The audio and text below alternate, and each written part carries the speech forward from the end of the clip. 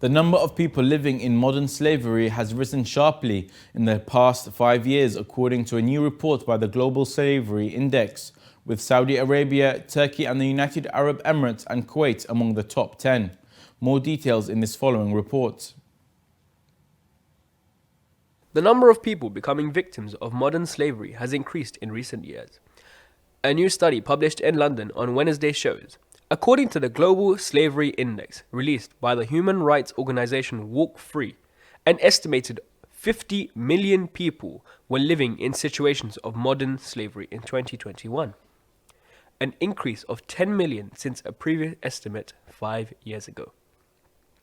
The situation is worsening against a backdrop of increasing and more complex armed conflicts, widespread environmental degradation, and repercussions from the COVID-19 pandemic, among other factors.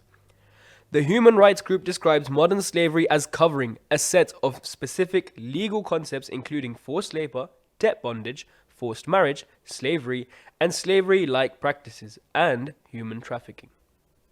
Forced labor accounts to 27.6 million of those modern slavery, while forced marriage accounts for 22 million, or nearly 1 of every 150 people in the world, the report said. According to the report, Eritrea, Mauritania, and North Korea have the highest number of modern slavery victims, with Saudi Arabia, Turkey, and the United Arab Emirates, alongside Kuwait, being amongst the top 10.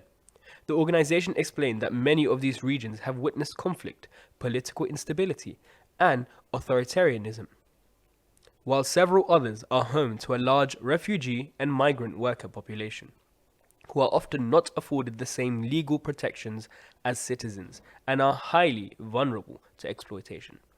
According to the index, when countries are evaluated on numbers alone, the world's biggest democracy, India, has the most people trapped in modern slavery, followed by China, North Korea, Pakistan, Russia, Indonesia, Nigeria, Turkey, Bangladesh, and the United States.